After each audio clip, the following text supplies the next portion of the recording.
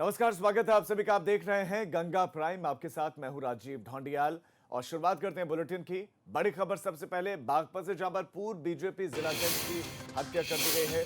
इस वक्त एक बड़ी खबर आपको देते हैं कि मुख्यमंत्री ने दोषियों के खिलाफ कार्रवाई के निर्देश दे दिए। 24 घंटे में दोषियों पर कार्रवाई के निर्देश दिए हैं। इस वक्त एबीपी गंगा पर यह बड़ी खबर, बीजेपी के पूर्व जिलाध्यक्ष संजय खोकर, उनकी हत्या कर दी गई जब वो खेत में घूमने के लिए निकले थे। 3 बदमाश मोटरसाइकिल सवार आए, उन्होंने हत्या की, गोलियां चलाई और उनकी मौत हो गई। और अब इस बीच एक बड़ी जानकारी ये दे दें कि मुख्यमंत्री ने दोषियों के खिलाफ कार्रवाई के निर्देश दे दिए। 24 घंटे का वक्त दिया है।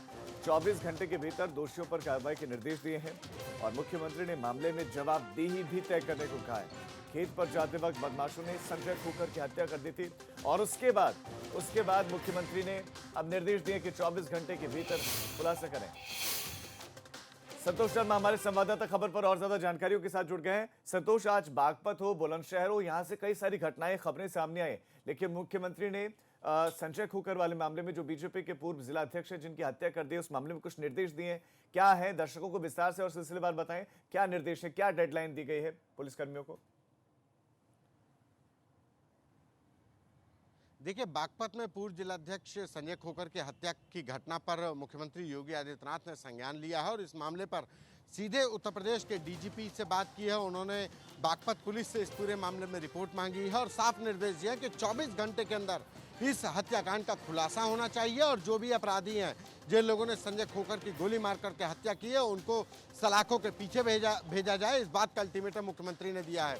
इस पूरी घटना को लेकर के शोक जताते हुए परिवार के प्रति भी संवेदना जताई है, लेकिन इस पूरी घटना को लेकर के मुख्यमंत्री बेहद नाराज हैं कि अगर पार्टी का पूर्व जिलाध्यक्ष मॉर्निंग वॉक पर निकल रहा है और उसकी हत्या कर दी जाती है, ताबड़तोड़ फायरिंग करके संजय खोकर की हत्या कर दी गई उस वक्त जब वो मॉर्निंग वॉक पर निकले हुए थे। इस पूरी घटना को लेकर के मुख्यमंत्री बेहद नाराज हैं और इसीलिए बागपत पुलिस को 24 घंटे का अल्टीमेटम दिया गया है कि 24 घंटे में इस पूरी घटना का खुलासा करते हुए अपराधियों की धरपकड़ की जाए और उनको सलाखों के पीछे भेजा जाए। ये साफ निर्देश दिए गए हैं मुख्यमंत्री योगी आदित्यनाथ की तरफ से। जी संतोष, आपका इस तमाम जानकारी के लिए धन्यवाद। तो संजय खोकर पूर्व बीजेपी के जिलाध्यक्ष, उनकी मौत हो गई, उनकी हत्या कर दी गई है। इस मामले में 24 घंटे का वक्त दिया गया है पुलिस अधिकारियों को, कर्मचारियों को।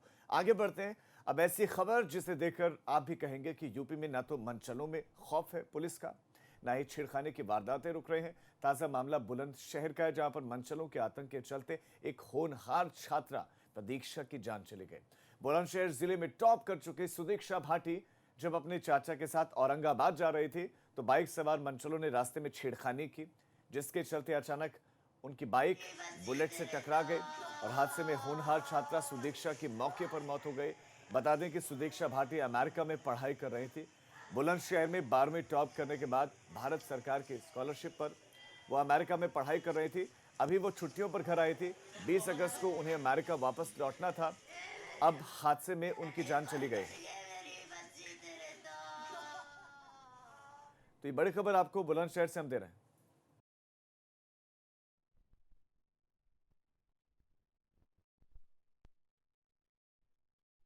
हम यहाँ से बच्चे का वो लेने जा रहे थे, हम कॉलेज से उसके टीसी लेने के लिए जा रहे थे।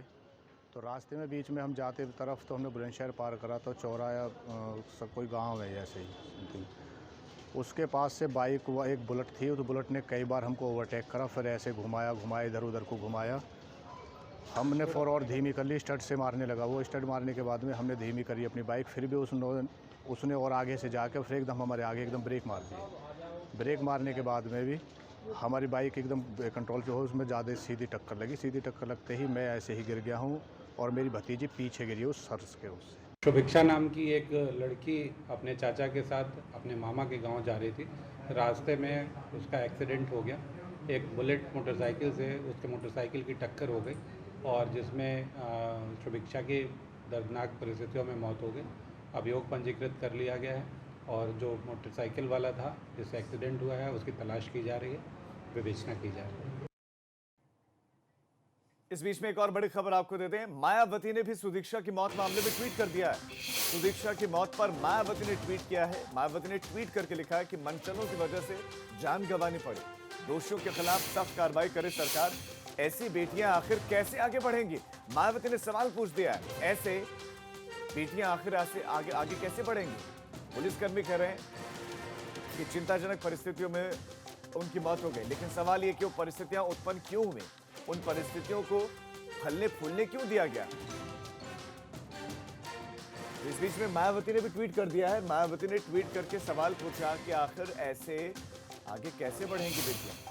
दोषियों के खिलाफ सख्त कार्रवाई भी करे सरकार। लेकिन दूसरी तरफ एक बड़ी खबर आपको देते हैं कि बागपत में बीजेपी के पूर्व जिलाध्यक्ष की मौत मामले में मुख्यमंत्री ने निर्देश दिया है कि 24 घंटे के भीतर कार्रवाई करें। लेकिन सवाल यह भी उठ रहा है कि उस मामले में जब 24 घंटे का वक्त दिया जा सकता है तो इस मामले में क्यों नहीं? सुदीक्षा की मौत मामले में क्यों नहीं डेडलाइन, अल्टीमेटम क्यों नहीं दिया गया पुलिस के अधिकारियों को कि इस मामले का खुलासा करें, उन मंचलों को सलाखियों के पीछे पहुंचाएं, उन मंचलों के भीतर एक खौफ तो पैदा हो कम से कम। लेकिन अभी इस तरह के कोई एक्शन देखने को नहीं मिल रहा है। ट्वीट आपको दिखा देते हैं पहले, जो बसपा सुप्रीमो मायावती ने किया। उन्होंने लिखा कि बुलंदशहर में अपने चाचा के साथ बाइक पर जा रही होनहार छात्रा सुदीक्षा भाटी को मंचलों की वजह से अपनी जान गंवानी पड़ी, जो अति दुखद, अति शर्मनाक। इसके आगे वो लिखती हैं, जो अति बेटियां आखिर ऐसे कैसे आगे बढ़ेंगी? यूपी सरकार तुरंत दोषियों के खिलाफ कार्रवाई करे, सख्त कार्रवाई करे। मायावती का ट्वीट, और मायावती ने ट्वीट करके ये कहा है कि सख्त कार्रवाई की जाए ऐसे मंचलों पर। और आखिर ऐसे बेटियां कैसे आगे बढ़ेंगे, सवाल यही है। अनुभव शर्मा खबर पर हमारे संवाददाता और ज्यादा जानकारियों के साथ जुड़े हैं। अनुभव, मायावती का ट्वीट आ गया है, यानी कि मामला अब राजनीतिक रंग भी ले सकता है जल्दी। कानून व्यवस्था के मोर्चे पर पहले ही सवाल उठते रहे राज्य की यूपी सरकार पर, लेकिन इस बीच में पुलिस ने क्या एक्शन लिया है? जब से घटना हुई है तब से लेकर अब तक एफआईआर दर्ज करने के अलावा क्या काम किया? क्या कोई टीम गठित की गई है जो जांच कर रही है? जी देखिए, बिल्कुल आपको बता दूं कि जब से पूरी घटनाक्रम हुआ है उसके बाद से जो पुलिस है वो फिलहाल हरकत में तो है, लेकिन अभी तक फिलहाल कोई ऐसी कार्रवाई ठोस अभी नजर नहीं आई है। और आपको बता दूं कि पुलिस कह रही है कि जो जिस रास्ते पे एक्सीडेंट हुआ है वहाँ के सीसीटीवी फुटेज देखे जाएंगे या और लोगों से पता की जा रही है फिलहाल, क्योंकि जो सिर्फ बुलेट मोटरसाइकिल पर 2 बाइक सवार थे, इसके अलावा अभी तक फिलहाल कोई अन्य जानकारी नहीं मिली है। अज्ञात पूरा अज्ञात ये लोग हैं, अज्ञात में। वहीं बुलेट की पहचान इस रूप में हो रही है कि जो उसके परिचय है लड़की की, वो बता रहे थे कि बुलेट पे जाट टाइप के कुछ लिखा हुआ था, तो उसी के आधार पर जो पुलिस है। ठीक है अनुभव रुकिए आप हमारे साथ। इस वक्त मनीष शुक्ला बीजेपी प्रवक्ता जुड़ गए हैं। मनीष जी, मुख्यमंत्री बागपत के मामले में 24 घंटे का अल्टीमेटम देते हैं पुलिस कर्मियों को कि बीजेपी के जिलाध्यक्ष को की हत्या की गई तो उस मामले में 24 घंटे के भीतर कार्रवाई करें, नहीं तो आप पर कार्रवाई होगी। लेकिन सुदीक्षा की मौत के मामले में क्या? सुदीक्षा की मौत मामले में क्यों नहीं इस तरह का अल्टीमेटम दिया जाता है? फोन कट गया है। मनीष शुक्ला हमारे साथ जुड़े थे, लेकिन फोन कट गया या काट दिया गया, आप समझ सकते हैं कुछ भी। लेकिन ये बड़ी खबर आपको देते हैं।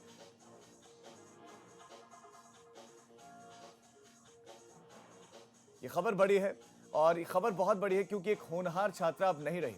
और क्यों नहीं रही? क्योंकि मंचलों की छेड़खानी, मंचले छेड़खानी ना करते तो वह जिंदा होती और 20 तारीख को उसको अमेरिका जाना था वापस पढ़ने के लिए। वो अमेरिका जाती, नाम करती, काम करती, जो भीतर प्रतिभा थी उसको और निखारती। लेकिन ऐसा मंचलों की वजह से हो नहीं पाया। मंचले छेड़खानी कर रहे थे, स्टंट कर रहे थे, परेशान कर रहे थे, फप्तियां कस रहे थे। और ऐसे में उनके चाचा की मोटरसाइकिल डिसबैलेंस, वो भी क्यों हुई? क्योंकि ये बताया जा रहा है कि जिस मोटरसाइकिल पर सवार थे, अचानक आगे से ये स्टंट मारते हुए इन्होंने बुलेट रोकी, बुलेट टकराई और उसके बाद मोटरसाइकिल गिरी। चाचा भी गिरे, और जो उनकी भतीजी जो प्रतीक्षा उनके साथ पीछे बैठी हुई थी, वो पीछे की तरफ सर के बल गिरी और उसके बाद उनकी मौके पर ही मौत हो गई। प्रतीक्षा की मौके पर ही मौत हो गई। इस मामले में मायावती ने ट्वीट किया है। मायावती ने ट्वीट करके ये मांग की है कि मामले में कार्रवाई हो। ये अति दुखद है, शर्मनाक और निंदनीय है। इस मामले में कार्रवाई होनी चाहिए। और औरंगाबाद जाते वक्त उनकी मोटरसाइकिल उन मंचलों के बुलेट से टकराए, वो मंचले जो लगातार पीछा कर रहे थे। ये कहा जा रहा है कि फप्तियां कस रहे थे। अंबर जैदी समाज सेवी हैं, हमारे साथ जुड़ गए हैं। अंबर साहब, इस तरह की माफ कीजिएगा, हमारे साथ जुड़ गए हैं। इन खबरों पर, इस घटना पर आप क्या कुछ कहना चाहेंगे?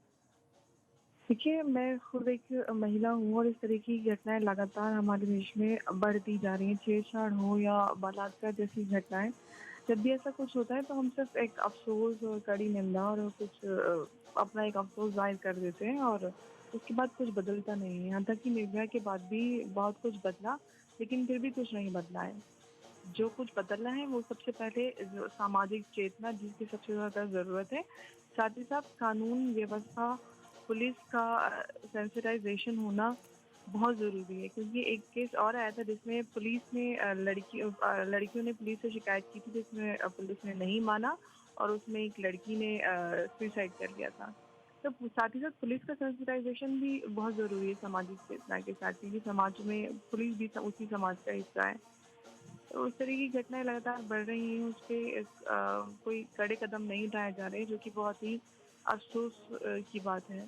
हम बड़ी-बड़ी बातें करते हैं महिला सुरक्षा को लेकर, लेकिन कुछ कड़े काम नहीं हो रहे हैं, जी। जो कि बहुत ज़रूरी है। अंबर जैदी जी, आपका एबीपी गंगा के साथ जुड़ने के लिए बहुत शुक्रिया। समाज सेविका अंबर जैदी, और वो यही कह रहे हैं कि बस बातें बड़ी-बड़ी कही जाती हैं, लेकिन बात जब काम की होती है, कार्रवाई की होती है, तब कुछ नहीं होता। और यही वजह है कि इस तरह की घटनाएं रुक ही नहीं रही हैं। और दूसरा, वो उस सोच की बात कर रही थी, उस उन विचारों की बात कर रहे हैं जिनकी कमी है इन युवाओं में, जिनकी कमी है, उनकी परवरिश इस तरह की नहीं है, और फिर इस तरह की घटनाएं, इस तरह की जो है इस तरह की हरकतें वो करते हैं। और प्रतीक्षा एक होनहार स्टूडेंट थी, होनहार थी, बुलंदशहर टॉप किया था 12वीं में, और उसके बाद से स्कॉलरशिप उनको मिली थी कि अमेरिका में जाके पढ़ो, अपने इस हुनर को तुम तलाशो। लेकिन वापस जाना था 20 तारीख को, लेकिन उसकी मौत हो गई। और मौत के पीछे का जो कारण रहा वो मनचलों की छेड़खानी बताया जा रहा है कि मनचले छेड़खानी कर रहे थे तो मोटरसाइकिल बुलेट से उनकी टकराई मनचलों की, और गिरी मोटरसाइकिल, और उसमें गिरते ही प्रतीक्षा की मौत हो गई। बुलंदशहर की एक घटना है, और इस घटना के बाद से बहुत सवाल उठ रहे हैं।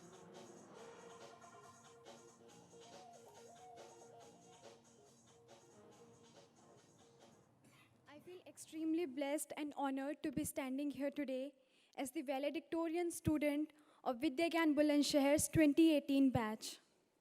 I scored 98% in my board examinations, and I will be going to Babson College in the US to pursue my undergraduate studies in entrepreneurship. And I've been awarded full financial aid for my studies there. I'm a first generation learner in my family, the eldest of 6 siblings, and while my parents never received formal education themselves, they always encouraged us to pursue our dreams. However, our economic conditions would not have allowed all 6 of us to get quality education.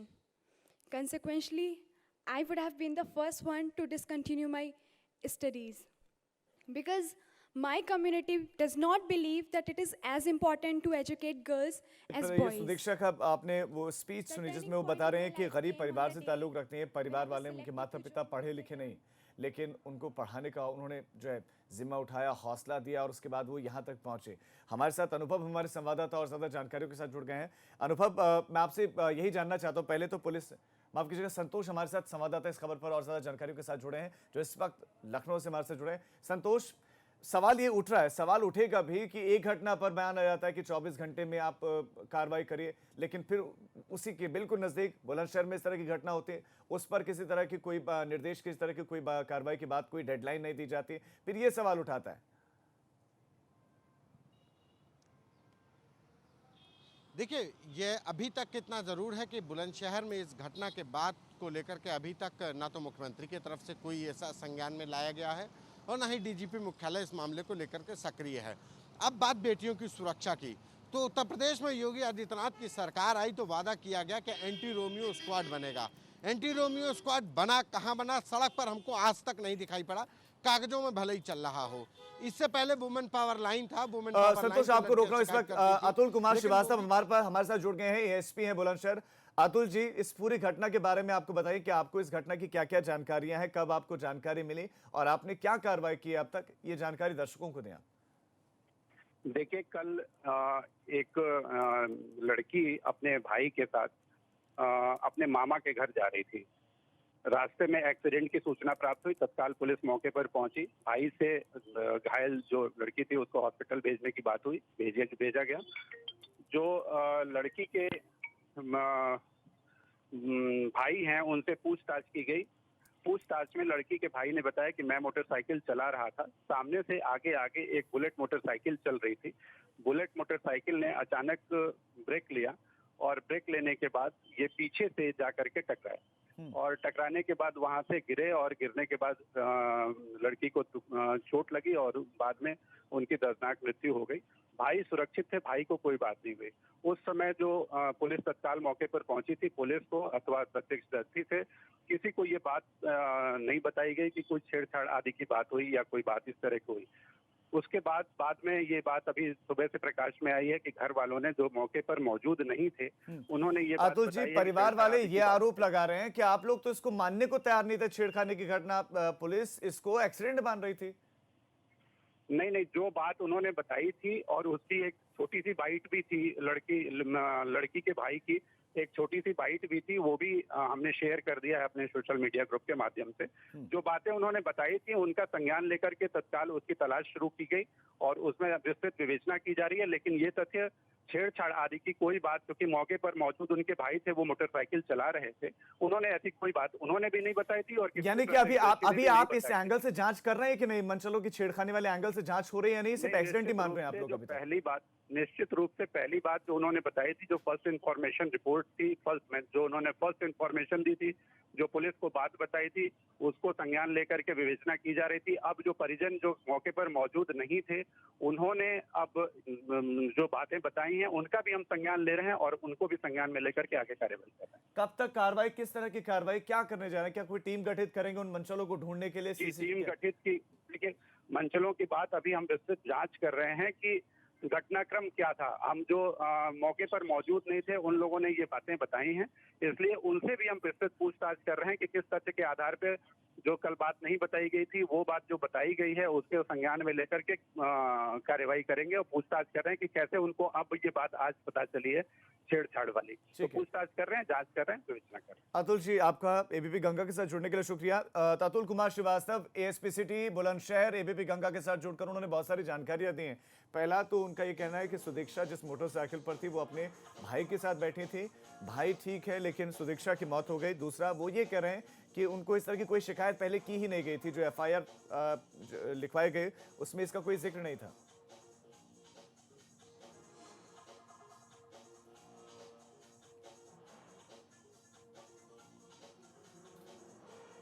इस वक्त रविंद्र जी हमारे साथ जुड़ गए जो सुदीक्षा के चाचा हैं।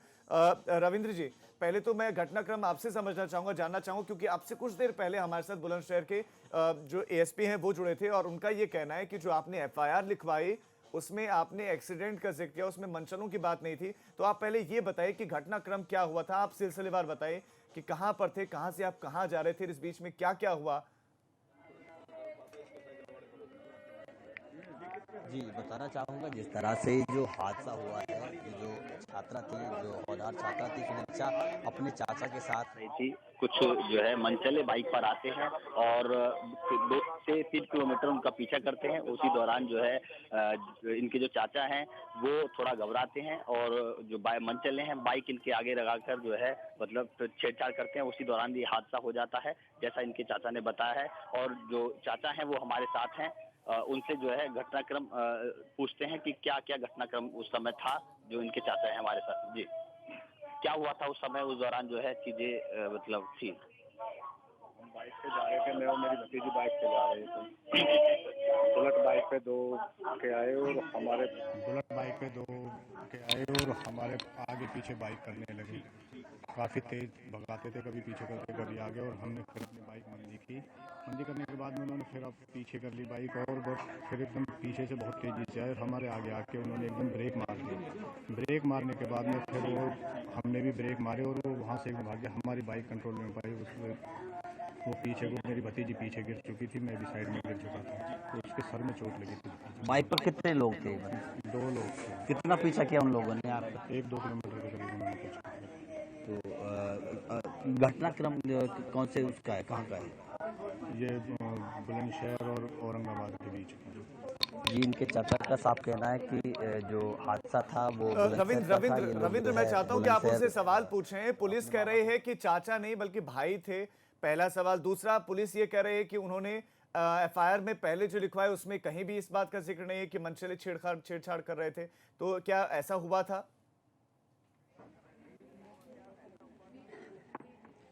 कि आप लोगों ने जो पहली एफआईआर कराई थी उसमें मंचलों की बात नहीं थी, तो फिर ये मंचलों की बात कैसे आई? एफआईआर अभी हमने कहाँ कराई थी? आपने कुछ शिकायत पत्र दिया था पहले पुलिस को, जो है अभी पुलिस इस तरह से जो बयान दे रही है, हमने कोई शिकायत पत्र कोई नहीं करता।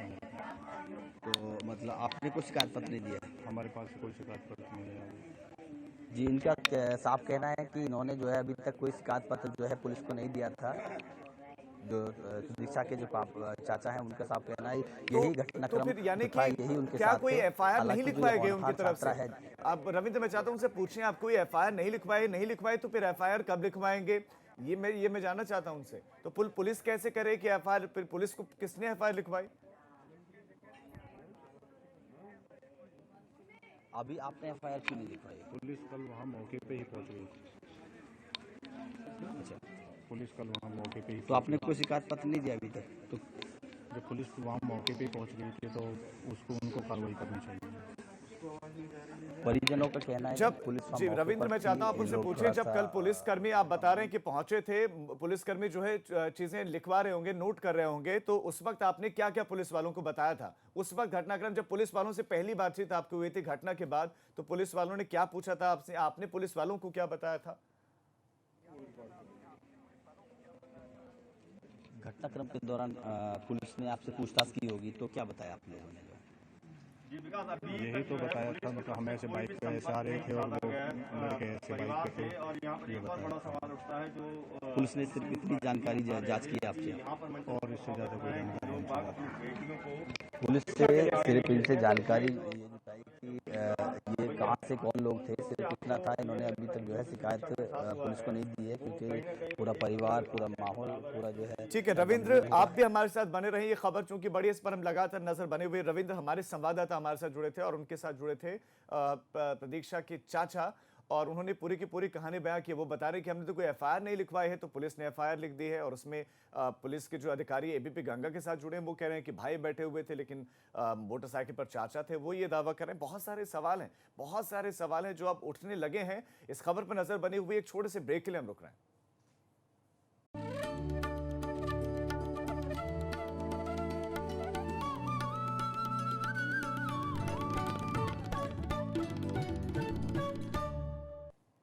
तो एक बार फिर से उसी खबर पर लौटते हैं। बागपत में जहां पर सुदीक्षा की मौत हो गई है, मोटरसाइकिल पर सवार थी, मनचलों ने छेड़खानी की, उसके बाद उनकी मौत, और मौत के बाद बहुत सारे सवाल जो उठ रहे हैं। हमारे साथ हमारे संवाददाता संतोष जुड़े हुए, सीधा उन्हीं का रुख करते हैं। संतोष, अब सवाल है, एएसपी एबीपी गंगा के साथ जुड़े, कहते हैं कि परिजनों ने एफआईआर जो लिखवाए उसमें मनचलों की छेड़छाड़ का जिक्र नहीं है। परिवार वाले कहते हैं हमने तो कोई एफआईआर ही नहीं लिखवाई, हमने तो कोई शिकायती पत्र नहीं दिया। पुलिस वाले मौके पर पहुंचे थे, यानी कि अपने आप चीजें पुलिस वालों ने नोट कर दी। दूसरा, वो जब अधिकारी जुड़े एबीपी गंगा के साथ, कहते हैं कि भाई बैठे हुए थे, परिवार वाले कह रहे हैं चाचा बैठे हुए थे।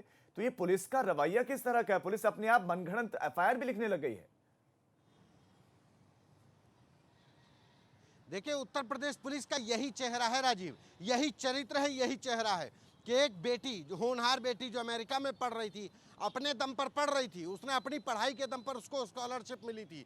जिस देश में जहाँ की पढ़ाई करने का लोग सपना देखते हैं, बड़े बड़े धन्ना सेठों के लड़के नहीं पहुँच पाते, वहाँ पे ये बेटी जा चुकी थी। उस बेटी को शेहूदों ने परेशान किया, अपने भाई के साथ जा रही थी। परिजन कह रहे हैं, चाचा चिल्ला चिल्ला करके कह रहे हैं कि बुलेट सवार शेहूदे बेटी का पीछा कर रहे थे, लगातार परेशान कर रहे थे, और अचानक से उन्होंने स्टंट करना शुरू कर दिया था। और अचानक से जब ब्रेक लगा दिया, गाड़ी टकराई और बेटी की मौत हो गई।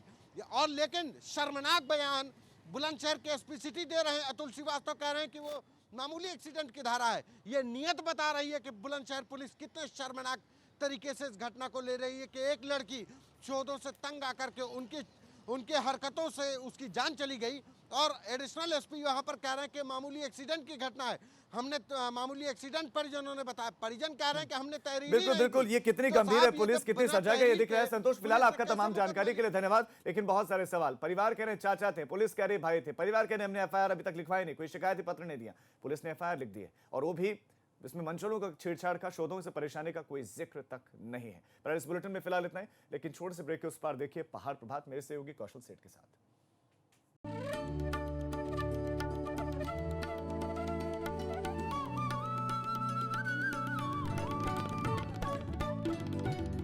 है।